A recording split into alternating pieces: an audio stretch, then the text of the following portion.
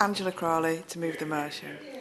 Thank you. I beg to move that this House considers paid miscarriage leave. It is a pleasure to serve under your chairmanship, Ms Cummings, and I am grateful to the Speaker for allowing this debate to be heard on International Women's Day, and it seems appropriate that we have a woman in the chair, and I hope we have many more.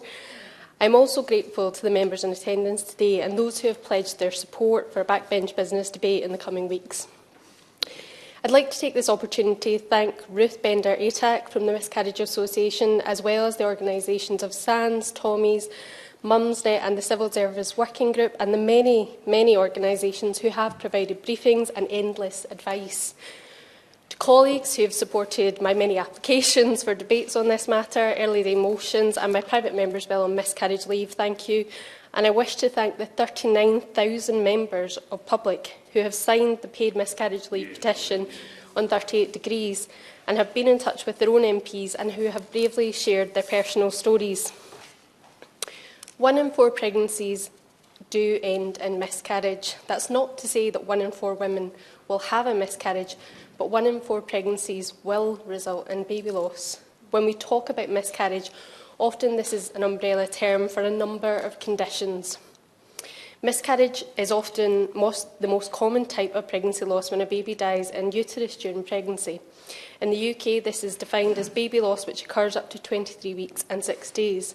The main causes of miscarriage are thought to be genetic, hormonal, through infection, through blood clotting problems, or anatomical reasons. But I think it's important to say at this point that there is never any logical reason why a miscarriage occurs. On most occasions, it is the most heartbreaking thing that can happen to a person, and no amount of rational reasoning will compensate for the loss that that person experiences. And the Miscarriage Association has also highlighted that ectopic and molar pregnancy are among those that should be considered, and it's important that they are included in this debate as well as any related policy changes. Ectopic pregnancy is one that develops outside of the womb, usually in one of the fallopian tubes, and affects 1 in 80 pregnancies. This causes a dangerous situation where the tubes may rupture and often requires immediate surgery. I will give it. Thank you, Ms Cummings. And can I pay tribute to the Honourable Member and the way in which she is championing this issue and the passion by which she speaks. She's talking about the number of pregnancies that are lost, which is a tragedy. I know that for BME women, there is a 60% higher likelihood of losing a birth. Is that the same for miscarriage? The data doesn't seem to be quite as clear for BME women as it is for the loss, that broader loss through stillbirth. Angela Crawley. I thank the Honourable Friend for giving me for asking that question. To be perfectly honest, I'm not sure the statistics are adequately recorded on this matter, and so that's something that I hope that the government departments will look at. Molar pregnancy, as I said, ectopic and molar pregnancy should be within the umbrella of miscarriage, and we must consider that molar pregnancy is a condition where the abnormal fertilised egg implants in the womb and the cells that should become placenta grow far too quickly, taking up space where the embryo should normally develop. We must consider baby losses, including IVF treatment, and the awful experiences of recurrent miscarriage faced by too many expectant parents. The loss of a baby is a major source of grief, which many parents will carry with them for the rest of their lives. Even those closest to someone who has experienced baby loss might never know what they have gone through. There exists a stigma around the subject of miscarriage, and more must be done to open the dialogue and allow women to openly discuss the issue in a comfortable way. Members are likely to be aware of the received wisdom of not telling people before 12 weeks. However, often this can result in parents suffering alone and in silence, fearful to disclose to their employer that they are trying to conceive for fear of workplace discrimination. It can be difficult, embarrassing and sometimes impossible to speak to an employer about what has happened. This means that many people who are going through the legitimate grief of baby loss will not receive the support that they require. I will give it. I'm extremely grateful to have given. I echo the comments made earlier about excellent campaigning on this issue. There's been much talk, hasn't there, about creating a kinder type of society coming out of the pandemic. And if we're looking at social reforms, what she's proposing today, as well as the wider issue of bereavement leave, is something that any progressive government would consider. Absolutely, and I thank the Honourable Friend for making that comment. It brings me neatly on to my next point. Ahead of the Government's proposed employment bill, the Taylor Review has highlighted the changing demographics of the workplace. Many more women are now in work than ever before. Women's participation in the workplace has been growing quicker than men's over the last 20 years. I will give way. First of all, can I congratulate Donald for Lanark and Hamilton East for bringing this forward. From a personal point of view, in my office, I've had one of my staff members had multiple miscarriages, and it's been a very traumatic and difficult time for that lady in particular. So I've seen the emotional and the physical impact, and having to take a holiday to try and get over this period has also, I believe, added to that. So does anybody agree that this situation as it is never acceptable, as she has referred to, and whilst we can't legislate for compassion, we can legislate for compassionate leave, and that's what the Honourable Lady is saying. So this is why I support her and what she puts forward, and I look very, very much forward to the Minister's response. I thank the Honourable Member, and I am sorry to hear about the Honourable Member's staff's experience. It is a truly devastating experience to lose a miscarriage, to experience miscarriage once, but on multiple occasions it can be truly devastating. And I think it is fair to say that miscarriage, it's not sufficient to say that an employee should take sick leave or holiday leave. This is a grief, it's not an illness, and that person should be allowed the time to grieve, and that should be recognised. Now, I will give it. Just adding to that, and I think you're doing an excellent speech and excellent work on this, and I fully support you. The recent Lancet series on miscarriage highlighted the huge and still widely underestimated mental health impact of miscarriage, with those who experience miscarriage facing a quadrupling risk of suicide. In light of this, would the Honourable Member agree with me that flexible working should never be seen as an adequate alternative to statutory leave? Absolutely. I thank the Honourable Member for making that point, and I think it is fair to say that when flexible leave was designed, it was not designed to be a catch-all for the provisions that do not exist within legislation. And flexible leave has an absolute place within workplaces to allow parents to take time off when required, to allow workers to adapt their working situation to make it more flexible, but it is not designed for this specific circumstance, and it does not reflect the needs of that employee who needs far more support and far more wraparound care in their return to work. It's not sufficient to say that flexible leave would cover that. And it is fair to say that there is already a cost associated with the absences of this nature, and I do not believe that the current legislation gives enough support to women and their partners who experience pregnancy loss in the workplace. I hope the Minister will be in a position to update us on what is being done regarding the employment bill to ensure that women are helped into work and to continue to work, ensuring that workplace protections are in place to prevent pregnancy and maternity discrimination, as well as life events that many women face during their employment, such as fertility treatment, and including the right to miscarriage leave should be within the employment bill. We must keep in mind, however, that it is not just women who are affected by baby loss. The grief is shared by their partners and by the partners of those who are pregnant. As I have mentioned, miscarriages defined in the UK as occurring before 24 weeks of pregnancy. After 24 weeks, baby loss is considered as stillbirth, and I thank the Honourable Member for North Ayrshire and Arran and the Honourable Member for Glasgow East for their work in the legislation to introduce and entitle parents to 2 weeks of paid bereavement leave. But at present, there is no provision for those who experience baby loss before 24 weeks.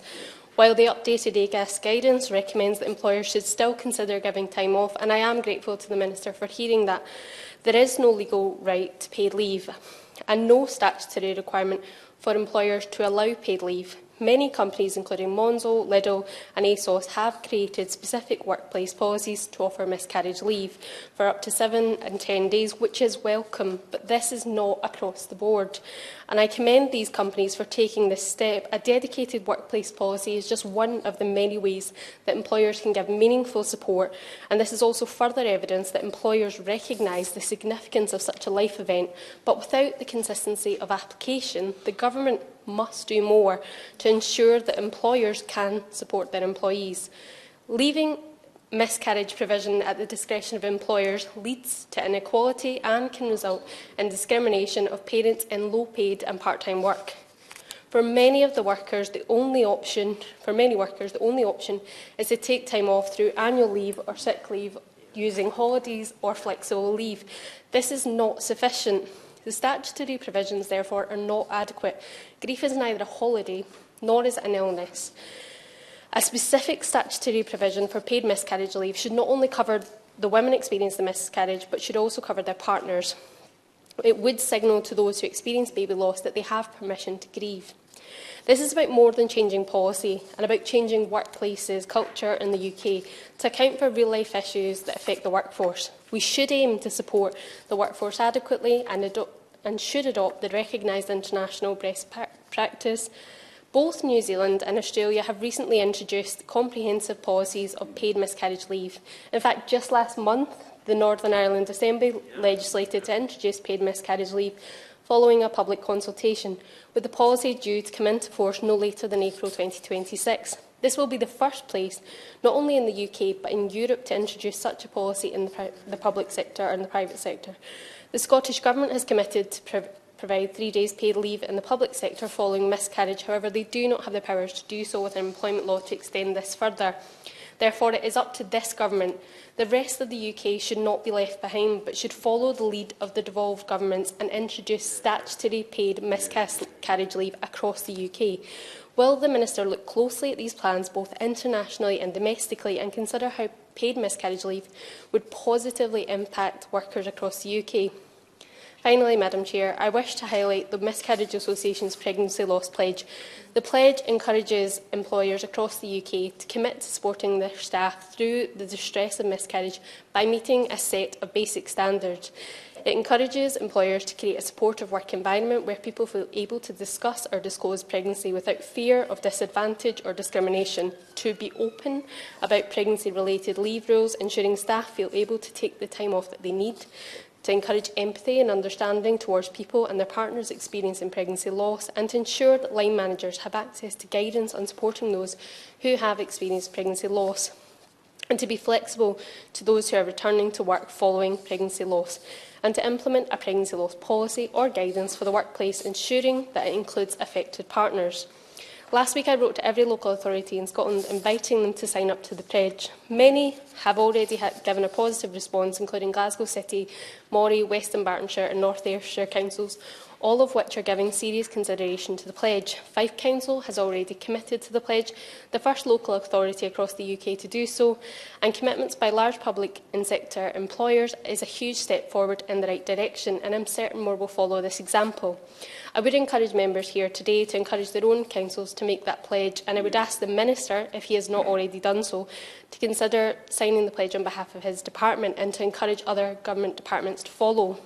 There is no doubt in my mind that the legislative change is necessary and essential to ensure employers have meaningful leave policies in place for pregnancy loss.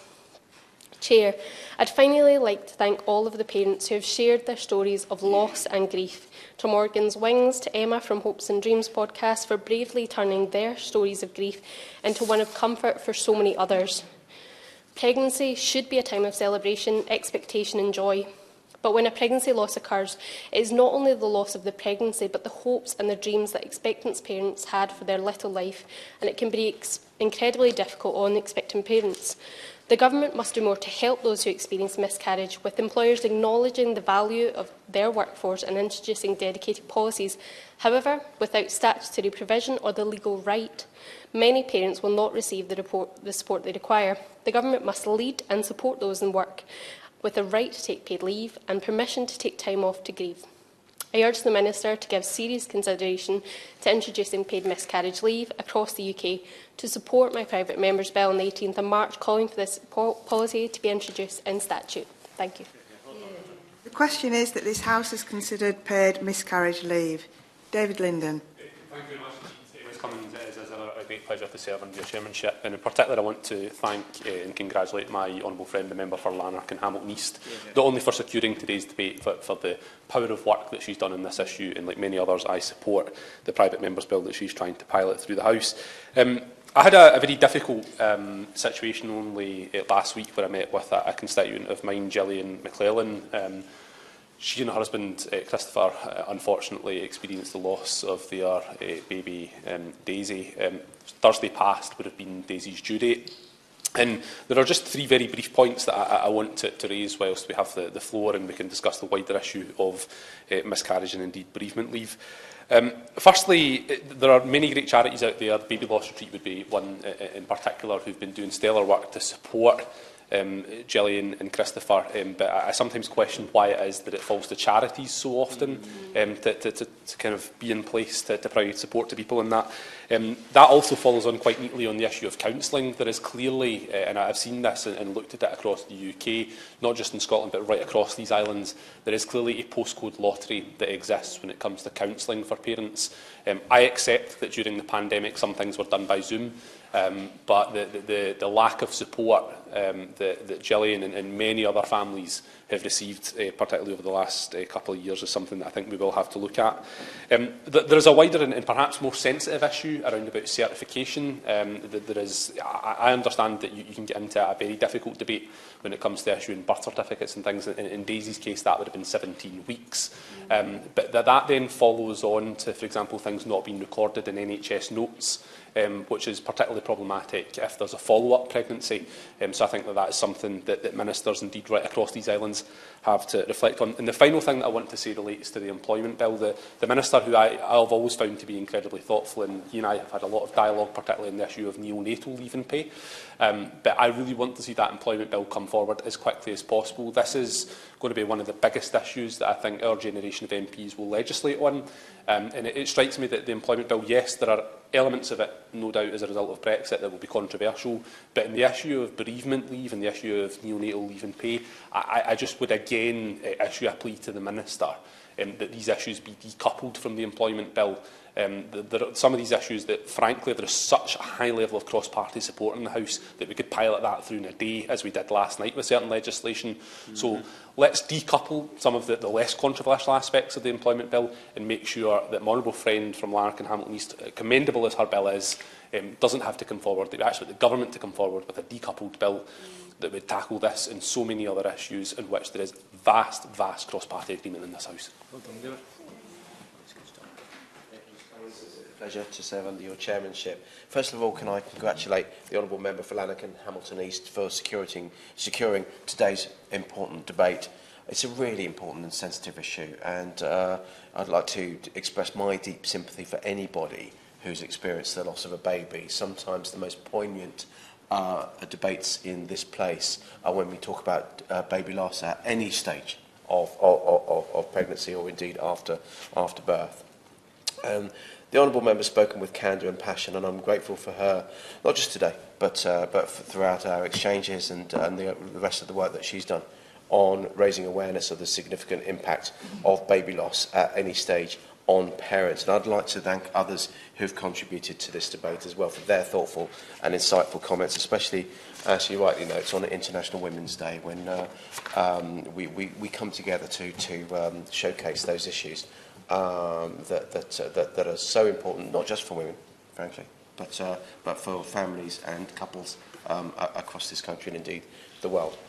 And as a government, we understand that there's plenty more that needs to be done to support women's health. So let me just begin by, first of all, setting out the wider work that the government is taking forward in relation to women's health, including in the workplace.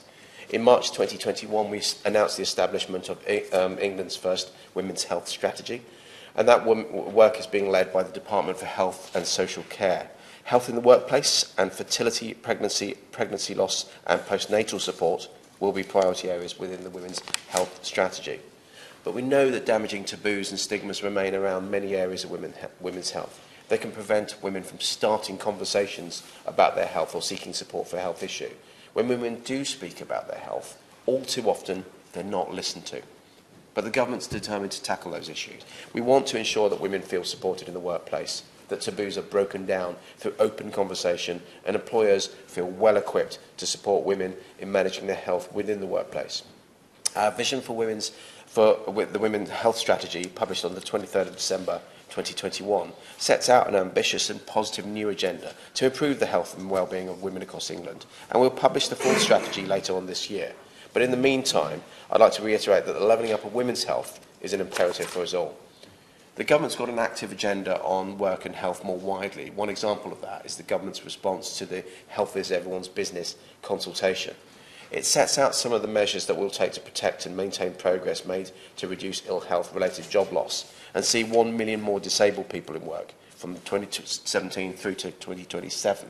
That includes a national digital information and advice service to provide greater clarity around employer and employee rights and responsibilities, working with HSE to develop a set of clear and simple principles for employers, and increasing access to occupational health.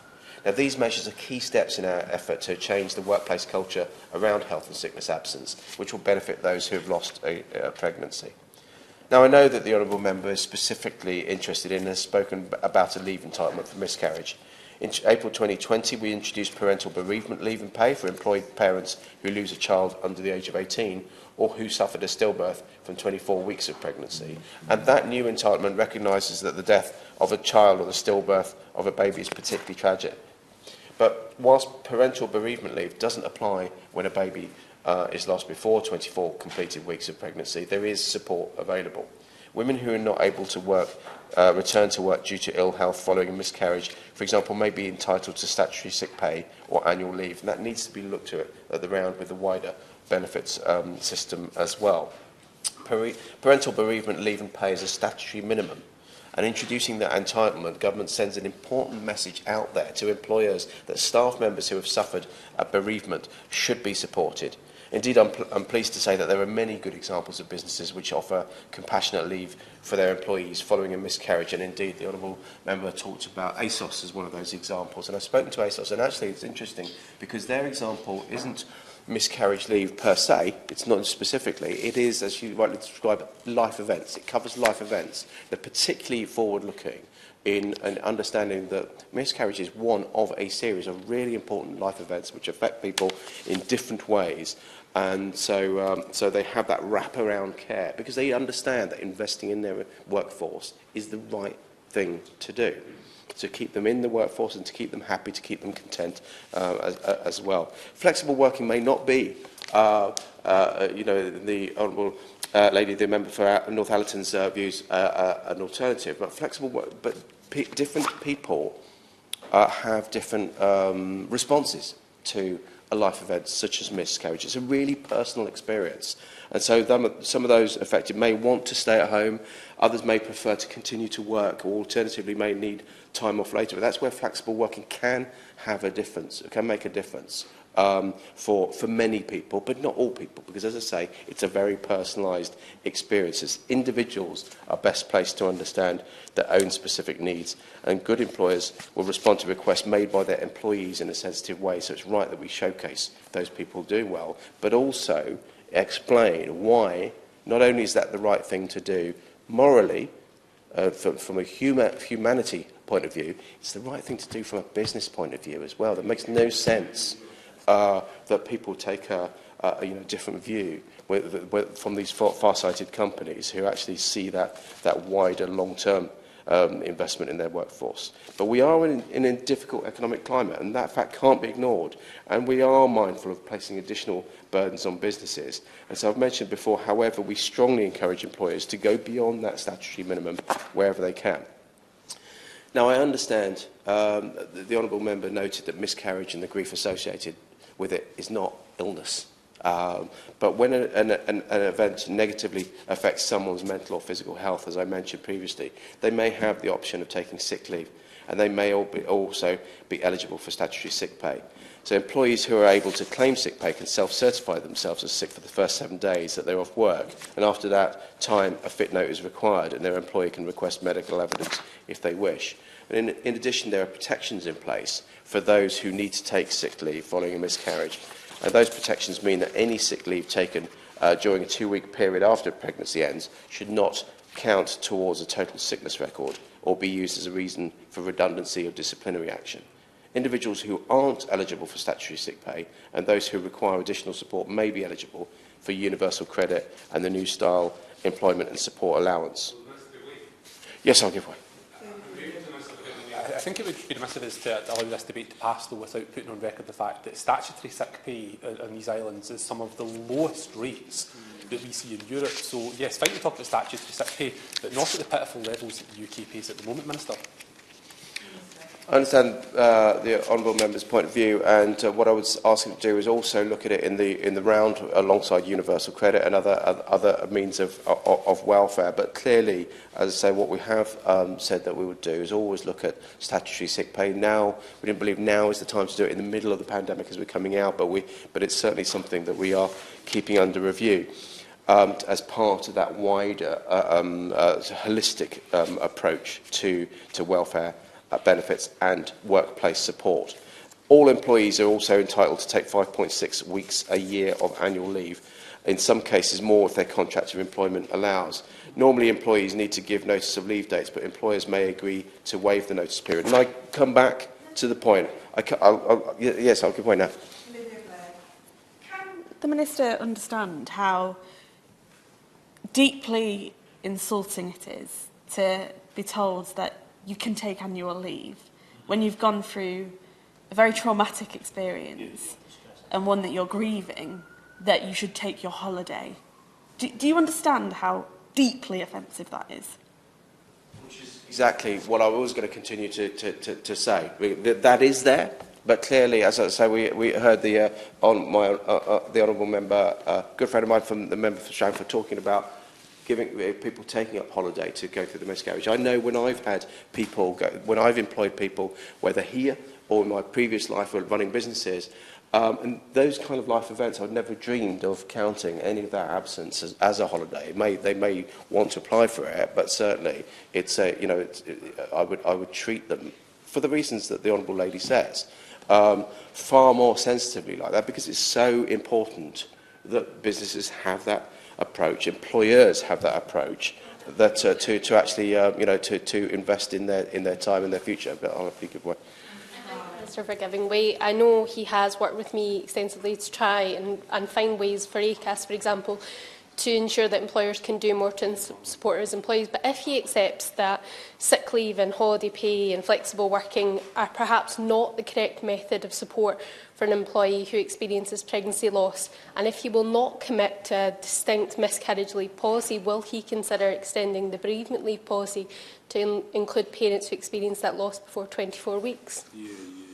Well, I think we'll outline our measures in the employment measures in the when parliamentary time allows. But she talked about the pledge, the Miscarriage Association pregnancy loss pledge, and well, I'm not, it's not my position now to be able to sit there commit to a pledge here and now. But actually, just looking at the kind of sentiments that are in there, there's very sensible approaches that employers should be taking, whether it's encouraging a supportive work environment, understanding and implementing the rules around pregnancy-related leave, ensuring that staff feel able to take the time off that they need, showing empathy and understanding. I think that's a pretty fundamental, basic thing, seemingly, but clearly not all employers do that.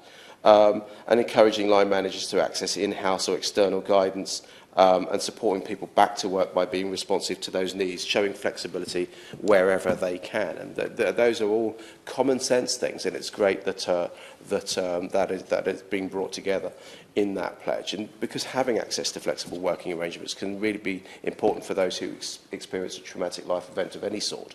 Changing a work pattern in itself can provide individuals with the flexibility that they need to balance their work commitments with their personal lives during such challenging times. Having a statutory right to request a temporary or permanent working arrangement can be really important. And I've outlined some of the supporting options that are also available to employees when they have suffered a loss. Businesses do have that important role to play, but we've commissioned guidance from ACAS on managing a bereavement in the workplace, and that's been well received and was updated in 2020 to take into account the introduction of parental bereavement leave. But the honourable member has been clear that miscarriage isn't an illness, and we want to make sure that we can ensure that grieving families and friends who have lost loved ones receive the support that they need when they need it. We've given more than £10 million to mental health charities, including bereavement support charities, to support people in this. And indeed, our excellent National Health Service is there to support individuals when with mental health and mental well-being issues as well. But Ms Cummings, I'm really pleased to have this debate